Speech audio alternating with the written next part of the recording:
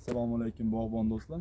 Hop, mana bu 2021-yil ekilgan qaymoq bodon.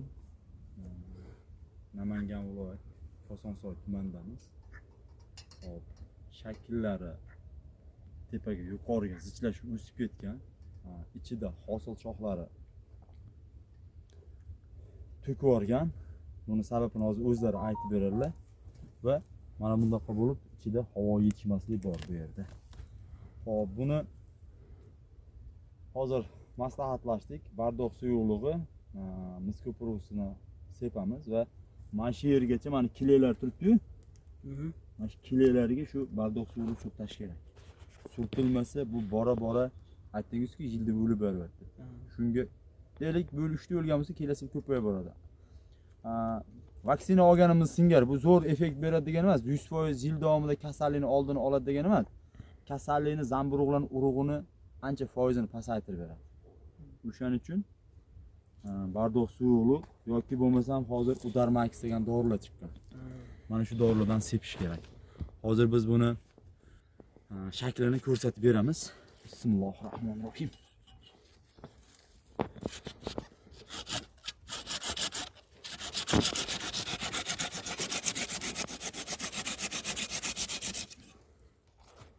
Hop, tushirmay turing. Mana shundoq bugun chislamiz 2026-yil 9-fevral. Buni aslida siz kuzda qildirishingiz kerak edi. Bu baxtimizga hozir chekkarag'ini avatdi. O't terag'idan olsam mana gul kurtaylar o'rganib qopdi-yu. Mana shuni hosilni bo'l olib tushib kelardi. O'shaning uchun bahorga qoldirtirmang va qolgan bog'bon do'stlarimiz ham imkon qadar kuzda haligi kuzda qilish shakl berish juda katta anaqasilar. Mana tana qishonlan buni boqdi. Energiyasi, bergan doringizga, osh-ovqatingizga sherik bo'ldi. Gul kurtaylarga deyli rasxod qildi-da. Endi biz nima qilyaptik buni? Qochib turing. Biz mana o'tin tashyaptik. Ehtiyot bo'ling.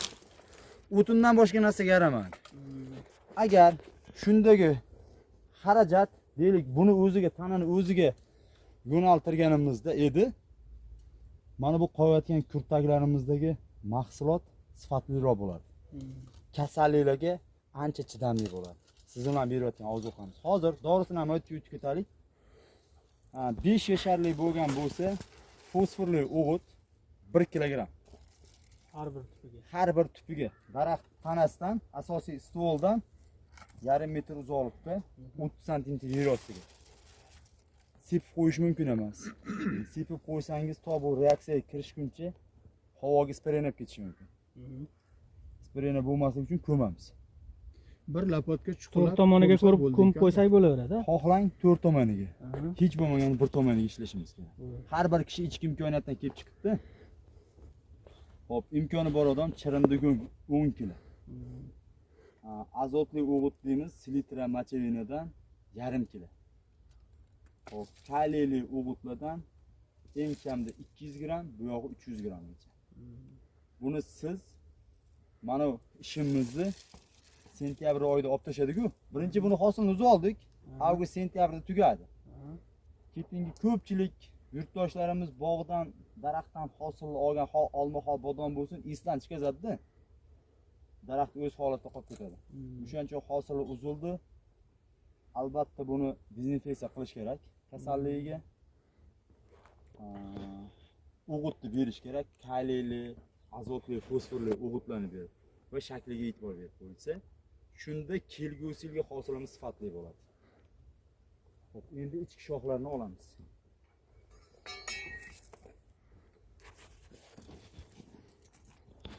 Mana boyaga kurta yo'qotish mana shunda bo'ladi. Bu yilgi 2026 ni hosilni buki o'zi yo'q bo'lyapti o'zi. Mana bu yerda buni ham yo'qotib keladi-da. Baribir uni tevaga topib olish imkoni yo'q. Baribir u pastga tushadi.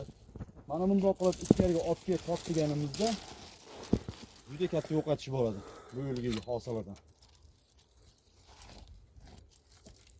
Hop, endi bu tiplarga o'tamiz.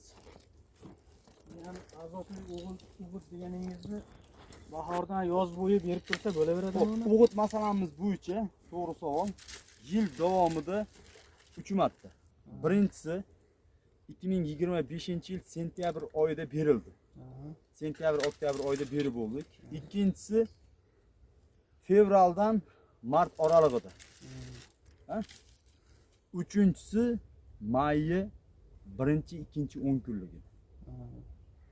Yil davomida o'shani 3 marta bo'ldi. Ha?